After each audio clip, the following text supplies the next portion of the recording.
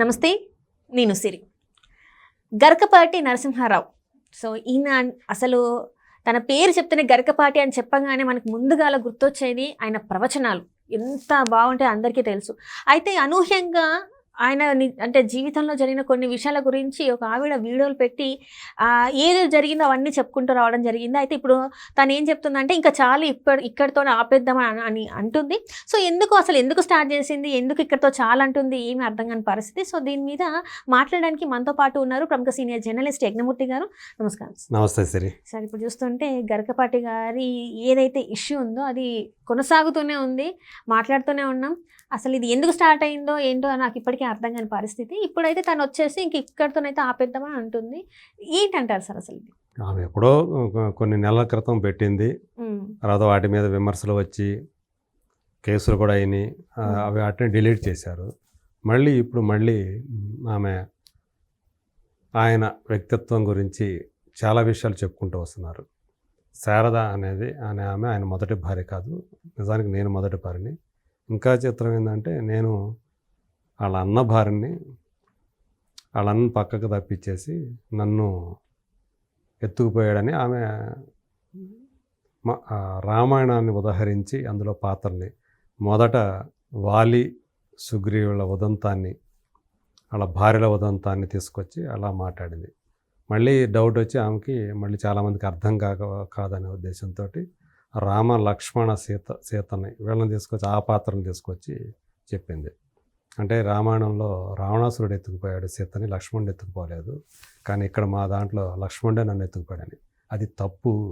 అంటే ఆమె అలా పోలికలు చెప్పడం అనేది అసలు రామాయణాలు అందులోని కథలు వీళ్ళకి ఆపాదించితే ఎలా అది ఆ పాత్ర వాటి మీద ఉన్నటువంటి ఆ పాత్రల మీద ఉన్నటువంటి ఇమేజ్ ఎలాంటిది? హిందువులకి ప్రధానంగా, భారతీయులకి, హిందువులకి దేవతలే కదా రామలక్ష్మణులు, సీతారాములు కానీ లక్ష్మణుడు కానీ. అన్నదమ్ములు అంటే రామలక్ష్మణులాగా ఉండాలి, భార్యాభర్తలు అంటే సీతారాములాగా ఉండాలి అని వాళ్ళని ఒక ఆదర్శంగా చెప్పుకునే ఇది కదా. దానికి మీ కథకి లింకు పెట్టి నీ మొదటి భర్తని రాముడిలాగా, గరికపాటి గారిని లక్ష్మణులాగా, సీతామహాసాధ్విని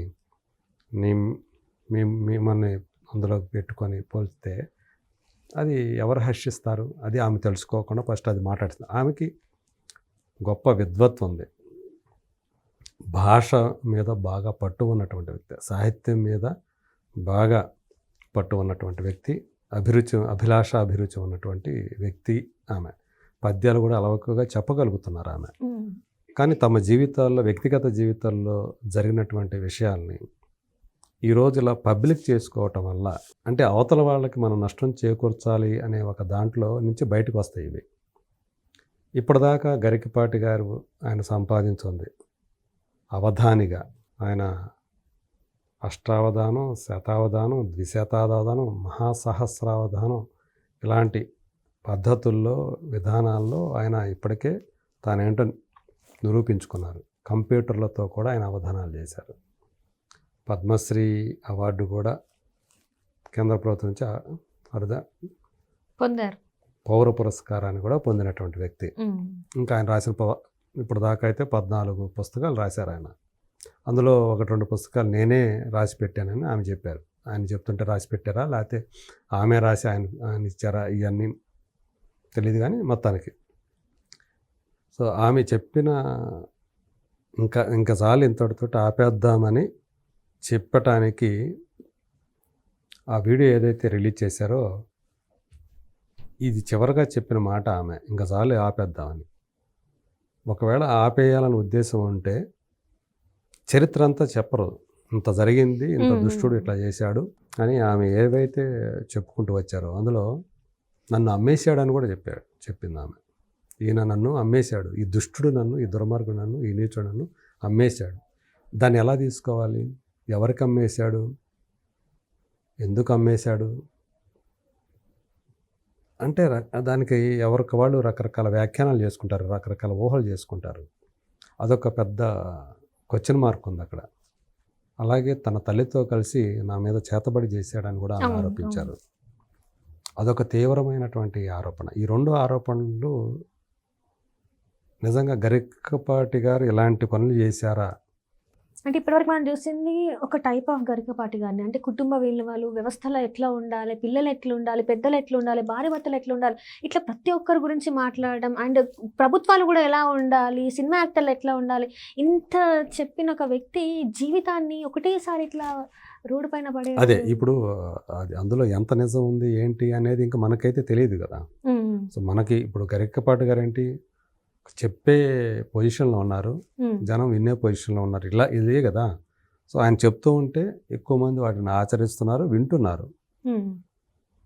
ఆయన పైగా మూఢత్వంతో చెప్పట్ల, చాలా ఆధునికంగా ఆధునిక భావాలతోనే చెప్తున్నారు. అందులో చాలా వరకు తార్కికంగా ఉంటున్నాయి, హేతుబద్ధంగా ఉంటున్నాయి. అన్ని మూఢనమ్మకాలని ఆయన ఎప్పుడూ కూడా ప్రోత్సహించాలి తన ప్రవచనాల్లో.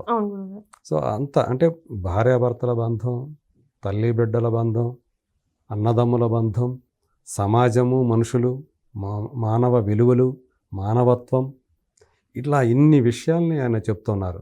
ప్రభుత్వం ఎలా ఉండాలి, ప్రజలు ఎలా ఉండాలి, ఇన్ని చెప్తున్న ఆయన తన సొంత జీవితంలో ఇలాంటి వ్యక్తి అనేది వచ్చేటప్పటికి అందరూ కూడా షాక్ అయిపోతున్నారు. కానీ ఎంతవరకు నిజం? ఇప్పుడు ఆమె చెప్పేవన్నీ కూడా నిజాలేనా? అంత వన్ సైడెడ్గా ఉంది ఇప్పుడు అంతా కూడా.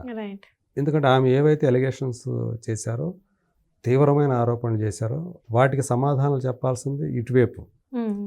కానీ వీళ్ళు ఇంతవరకు మాట్లాడలేదు. ఇవన్నీ కూడా దురుద్దేశపూర్వకంగా జరుగుతున్నాయని చెప్పి ఆయన తరపున ఒక టీము చెప్పుకుంటూ వస్తున్నారు.